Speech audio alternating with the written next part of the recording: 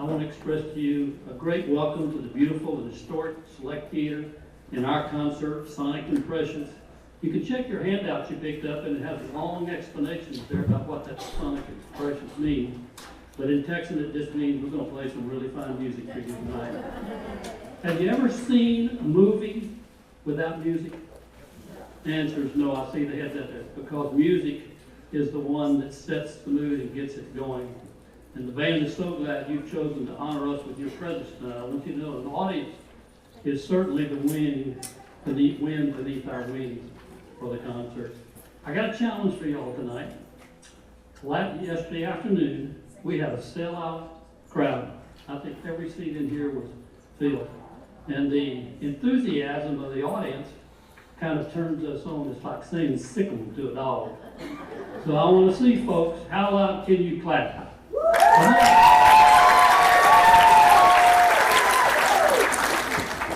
You got it. Come on back. You got it made, no problem. I believe y'all will win for sure. I always like to see and ask the question, I'd like to see hands of the first attendees at the Select Theater. If you're first attendee here for anything, let me see your hand. Do I see any? See one way back in the back and one over here. Well, thank you very much. How many of you, this is your first time to hear the Lake Country Symphonic Band? Let me see your hand. Got a few. Okay, great. Welcome. So glad you're here. For all of you first-timers, I want you to come back and bring somebody with you. I also want tonight to recognize the person who has acted as our president for the past 14 years. Sherry Whitten, would you please stand? Let's hear it for Sherry.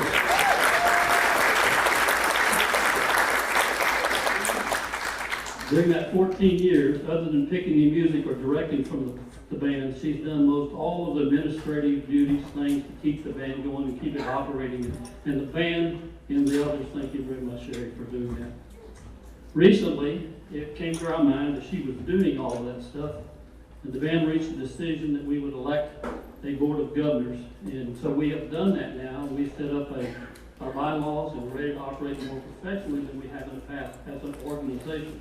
I'd like to ask all the members of the board of directors, Lake Country Symphonic Band, please stand. Let's see it.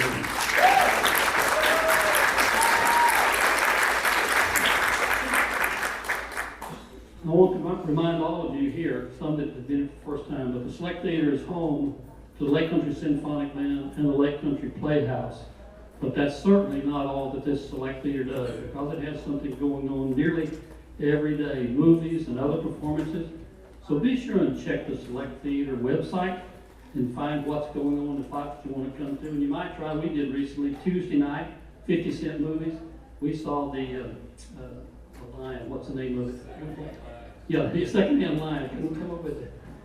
Another thing I want you to know about everybody, John Schneider, Dukes of Hazzard, Bo Duke, country music superstar, is going to be here in this theater on July the 4th.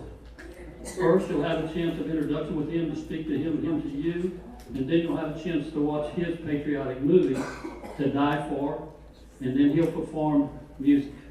And what you need to do is come and go for all that. We expect that one to be sold out quickly, so get in there and get your tickets now. And then you can leave there and you can come out to the Civic Center, where this band will be playing a concert there at the Civic Center right before the fireworks. You'll have a great time. Bring your chairs, bring your water, come and join with us.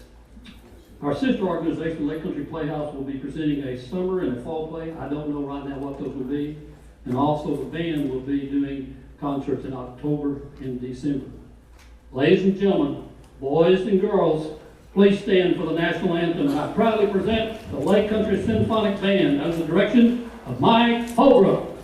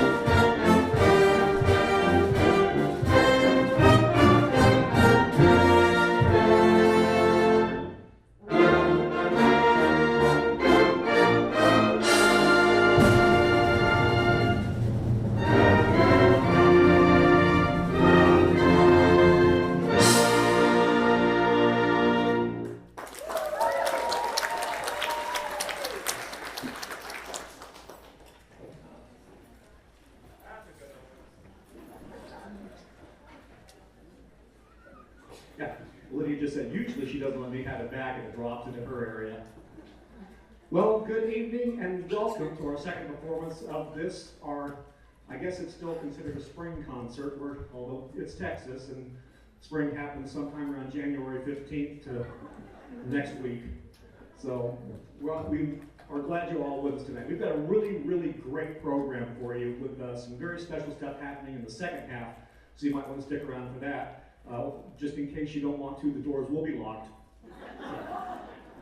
Not really, fire code says we can't, but they will be guarded. We're going to start off with a piece entitled March and Procession of Bacchus, written by a man named Leo Delibes.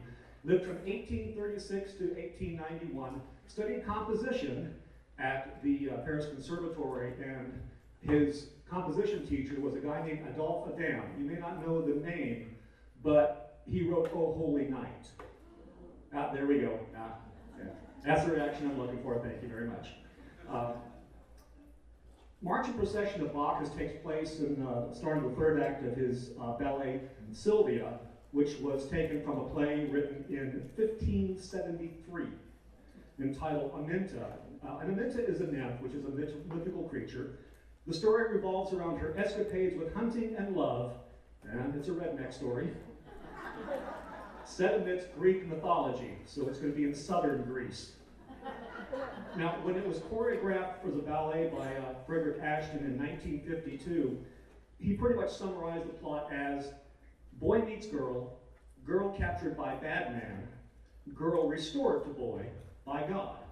March and Procession of Bacchus. Oh wait, we're not done yet.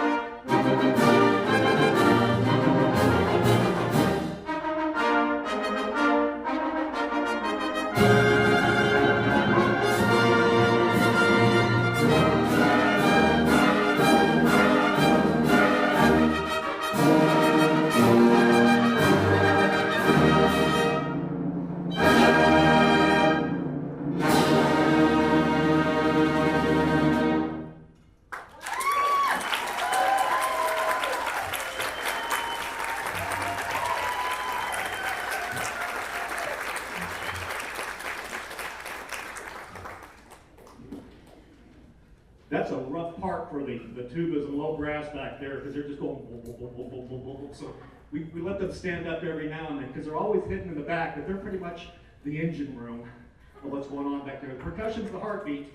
That's the engine room back there, and we appreciate. And let's see, there's 4 tubas, and one's a retired band director. The other 3 are current school band directors.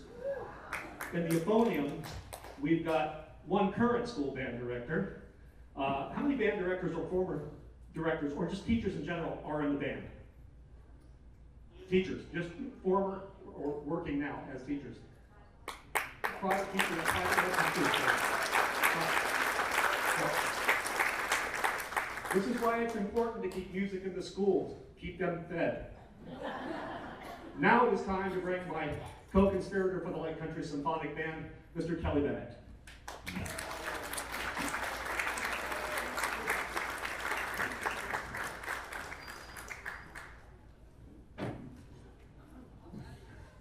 There's a podium here. You think I know that since I was here last night. This next tune that we're going to do, Convergence of the Rivers, I wrote it after a trip up to Illinois a number of years ago. My sons and I, all 3 of us, play in the National Community Band, which meets somewhere different every summer. And it was in Naperville this particular year, and Naperville's right outside of Chicago, I think about 40 miles to the west of Chicago, something like that.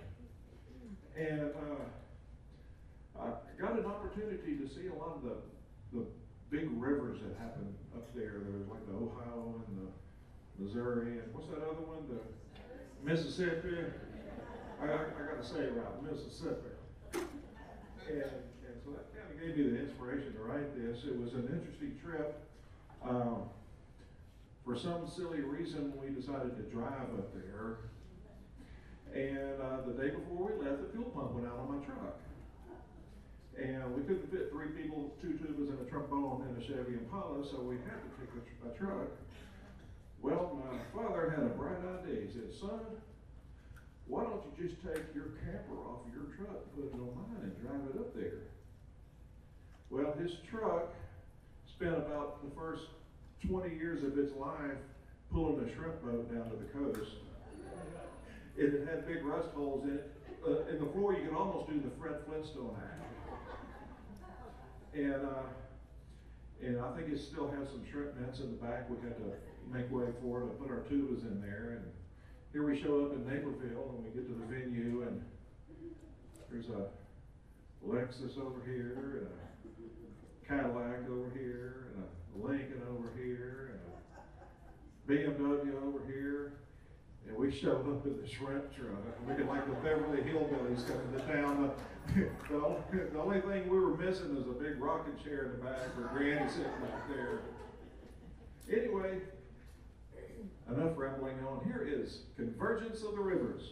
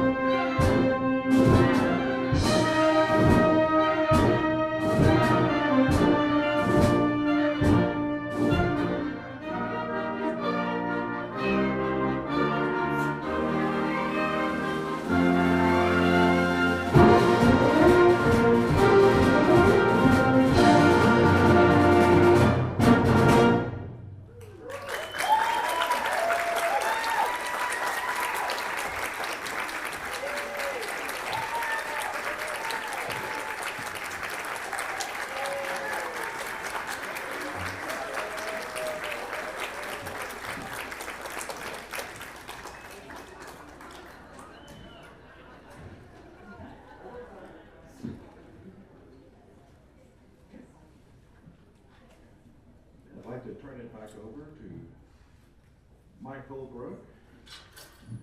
But, you know, I just remembered something.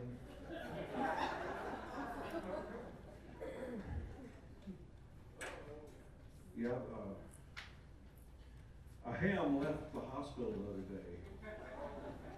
It was cured.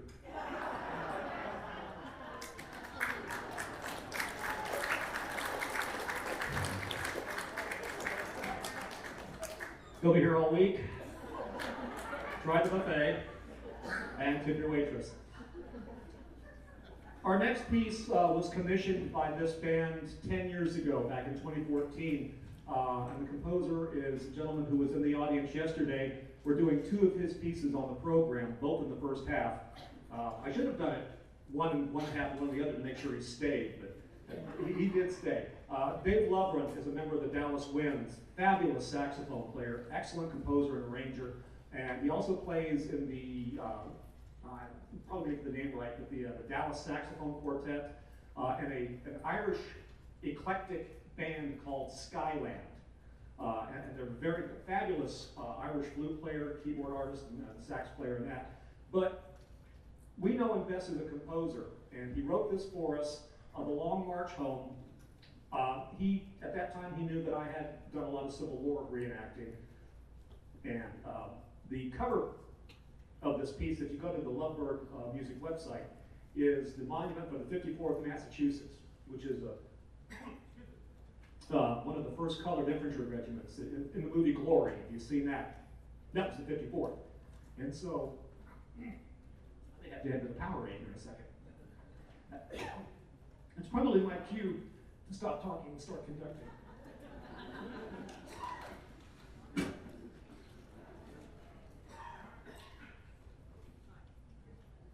I hack up along, it's at no extra charge.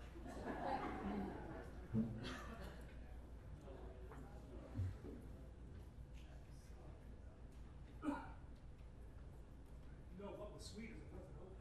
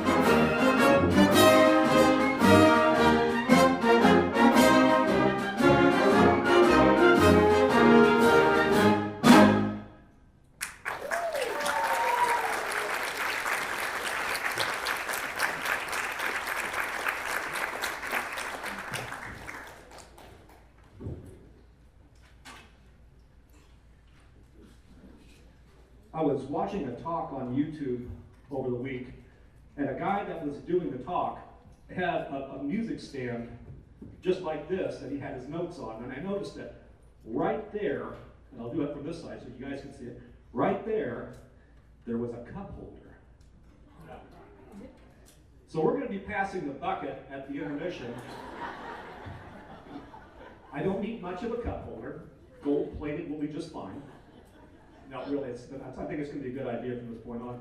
So, on to some more serious music. A little Mozart for you. One of his last major compositions was the opera, The Magic Flute. And it was the first major operas that was done in German, because at that time it was considered a very harsh language. Case in point, our word nurse. In German, that's Krankenschwester. Ballpoint pen. Kugelschreiber. Hence, no one wanted to really put an opera on stage with a lot of Krankenschwester and Kugelschreiber. But Mozart decided we're going to try it, and it was in the Singspiel format, which means you had some words, dialogue, and then you had some singing, which was the prelude to Broadway. So Mozart was ahead of his time. Now, in most opera overtures, you're going to hear music that appears in the rest of the opera scattered throughout the overture. Not so the Magic Flute. The only thing that appears in the rest of the opera are the three chords at the beginning, which stand for the three knocks on the door in masonry. Because back in the 16, 17, 1800s, if you were male and you were a man of means or influence, you were a mason. So the Magic Flute is steeped in masonry, mythology, and it's really a kind of a wild show. Every now and then the Metropolitan Opera will do it in English so you can understand what's going on and not have a lot of Krankenschwesters and Kugelschreibers running around on stage. But the overture, that's a nice thing. And so here's the overture to Mozart's The Magic Flute.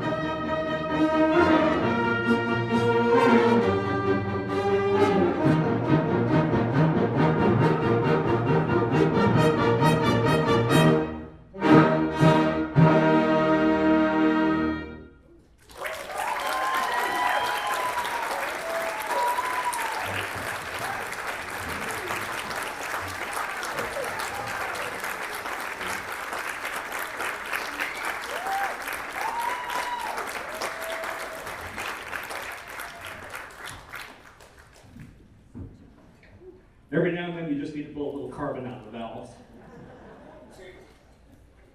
Yes, actually, I was going to acknowledge that. Gene Delafield with the clarinet solo. Willie Hutchins with the flute solo.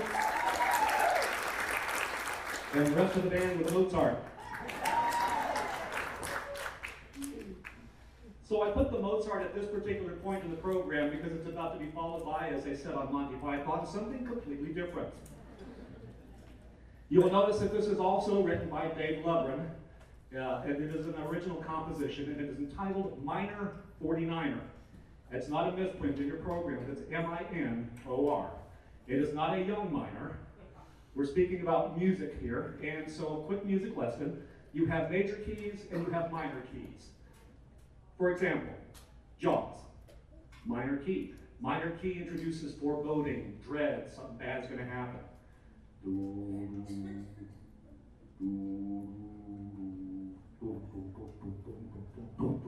Okay, minor key. If you put that in a major key,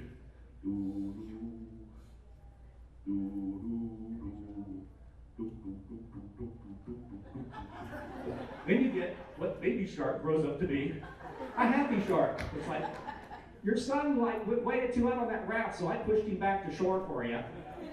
And whereas Jaws would go, here's his foot. I know, all right. Send me emails in the theater. So Minor 49er has 16 songs of American folklore, American folk songs, mixed into this, and they are all done in a minor key.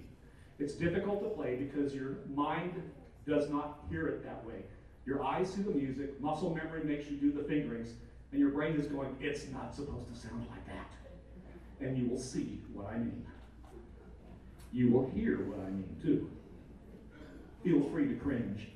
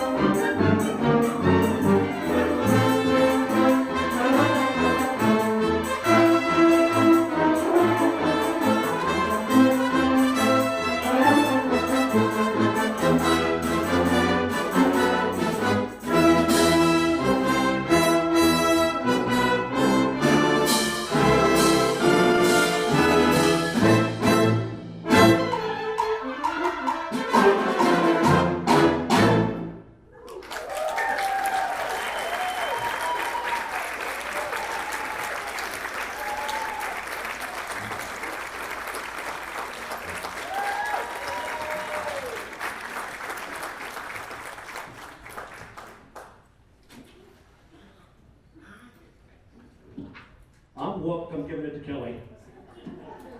All yours. Hey, Monty.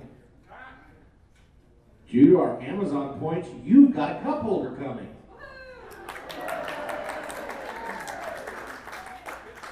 It's stand mountable, right? Yes, and we got two of them, one for you and one for your partner.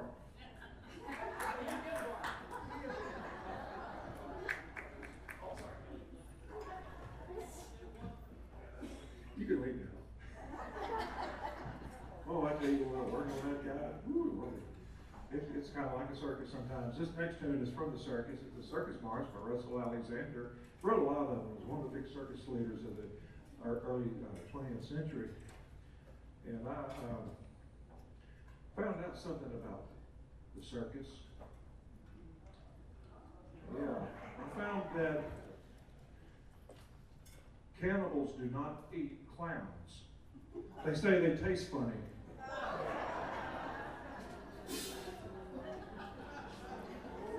Anywho, this march is called the Cantonians, and a Cantonian is somebody from Canton. The real one up there north of Dallas, not this one over here. Well, it can be this one over here. Anyway, here's Russell Alexander's The Cantonians.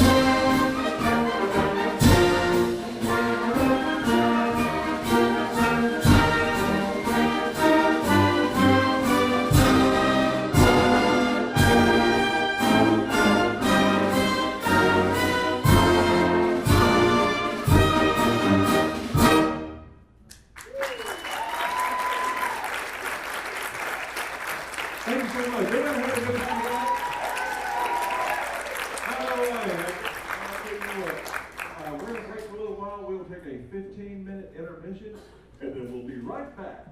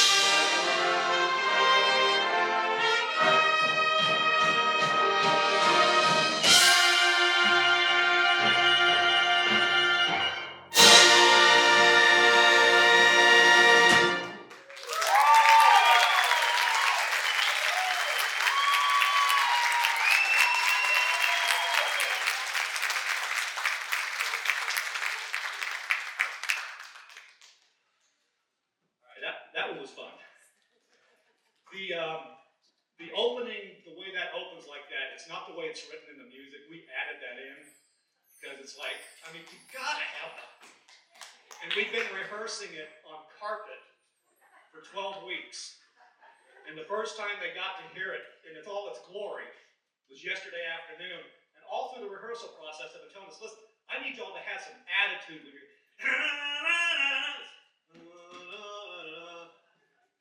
But yesterday afternoon, before it started, before people started coming in, I said, all right, let's try some stomps, get the feel of it, and work it from there. And yeah, okay.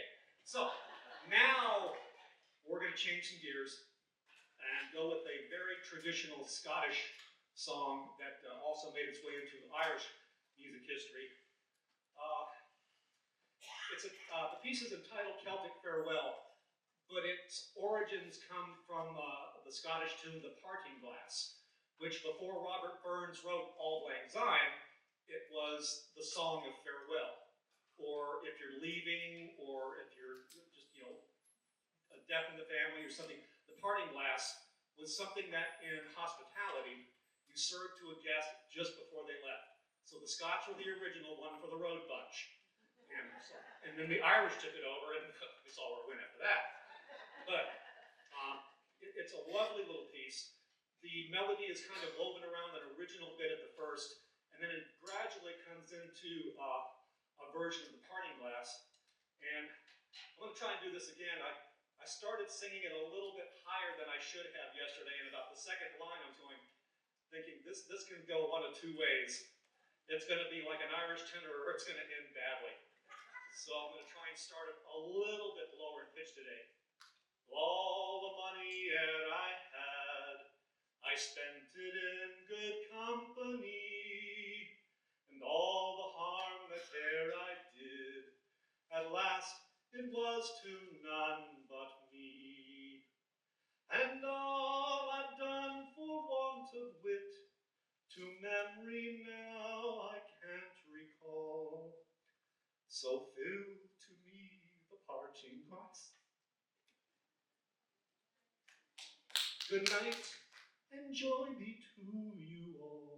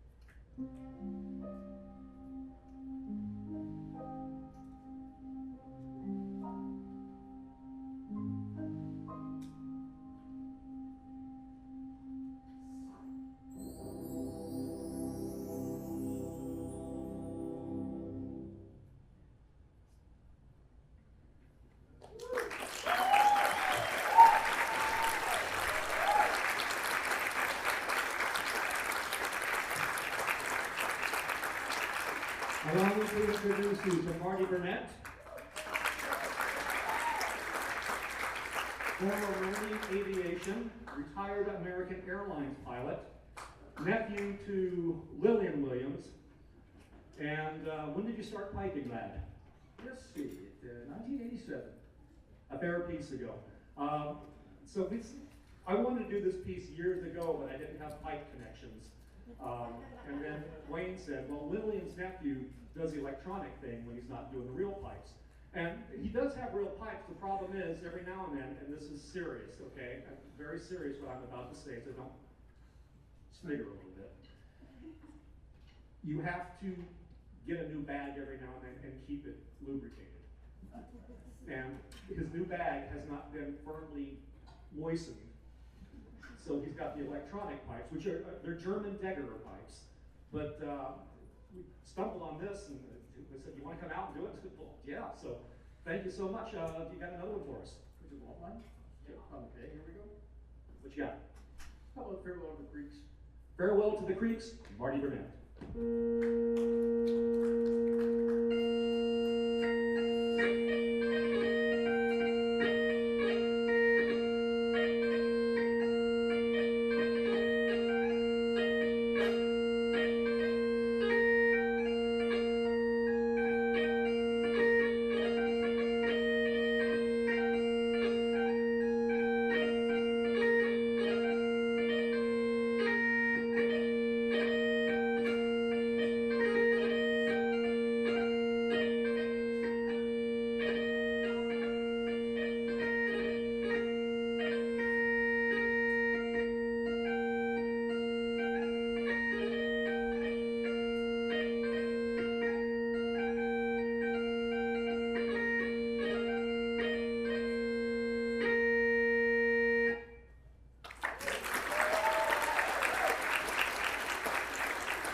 Marty Burnett, ladies and gentlemen.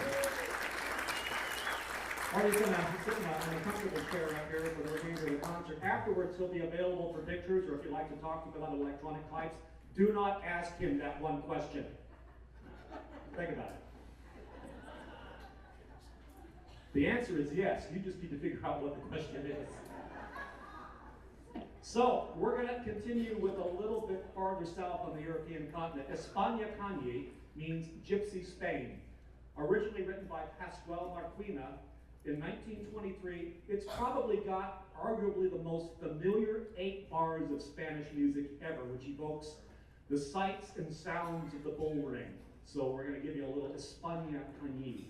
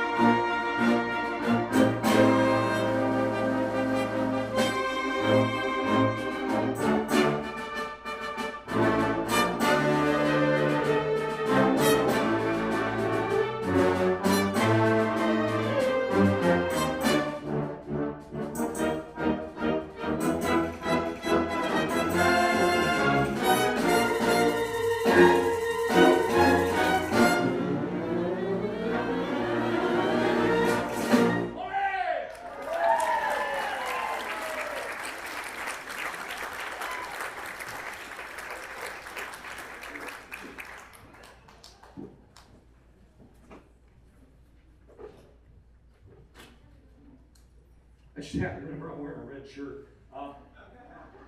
Here comes the bowl. I mean, I'm not sorry. I'm going to pay for that later. I'm going to end up locked in the equipment truck for the next 3 days. Thank you so much. I hand to the trumpet section because I have worked them over for this concert. And they're not done. Ladies and gentlemen, Mr. Kelly Bennett.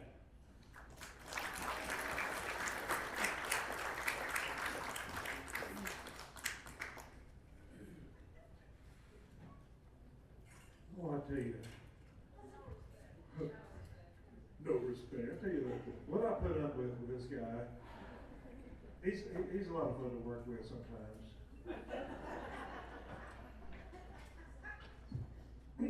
I did find out why he's working here now. Yeah,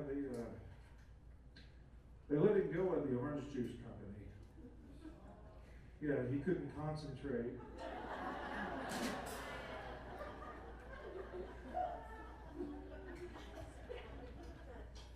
I have a series of tunes that I've written that depict various landscapes in Africa, and I would like to do one called Savannah Overture.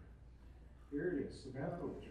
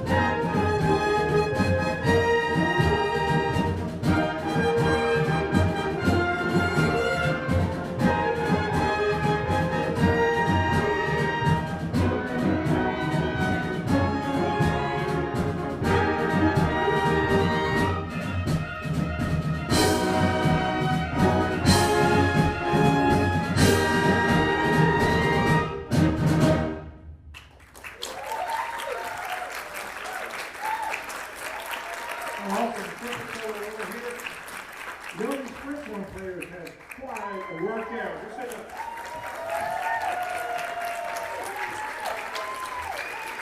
nothing like an awesome home section.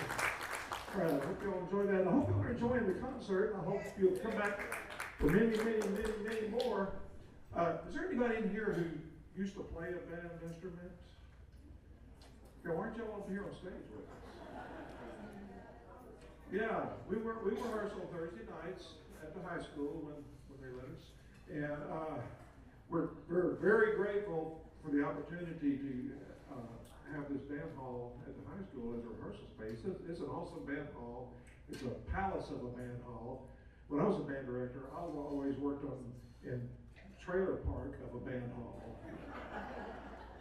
But if you'd like to join us, come talk to one of us, and we'll get you some info. If you don't have an instrument, buy one, borrow one, steal one. I don't do that.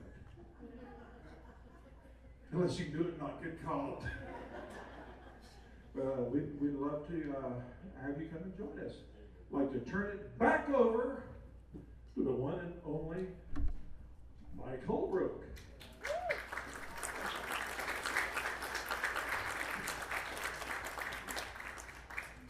We open the concert tonight with a procession. We're going to end it with a procession. The Procession of the Nobles. It's from an opera by Nikolai Rimsky-Korsakov, an opera named Lada, of which this is all that's left. This Procession of the Nobles. It's a good one. Yeah, thanks. Lots of words, Stephen. It's a good one. It is a good one. It's a fantasy, so it's a tale about ancient pagan Slavs. And since it's a fantasy, even Cleopatra gets to make an appearance in it. It's the only thing left, and it starts Act 2, Scene 3. So we will close with Procession of the Nobles, and thank you all so much for coming.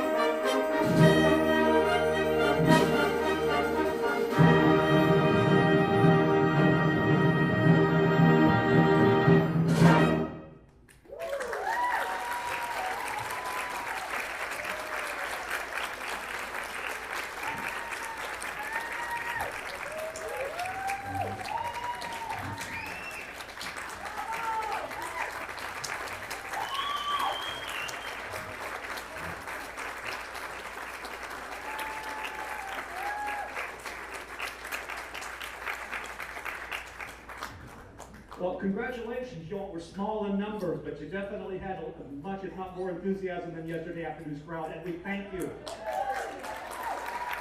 If you've been to our concerts before, you know that we always keep just a little bit left in the tank for one more, as the Scots would say, one for the road. And we're going to conclude with a Sousa March.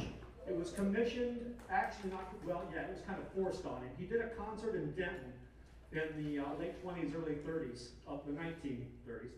And 1,500 women from a technical college signed a petition saying, we want to march. 1,700. Don't want to leave anybody out. So he wrote this march. Originally it was entitled The Daughters of Denton, but it was later changed to The Daughters of Texas. The technical college went on to become Texas Women's University. No one can underestimate the power of 1,700 Texas college girls. So we're going to conclude with Sousa's The Daughters of Texas. Thank you so much for coming. Good night, and joy be to you all.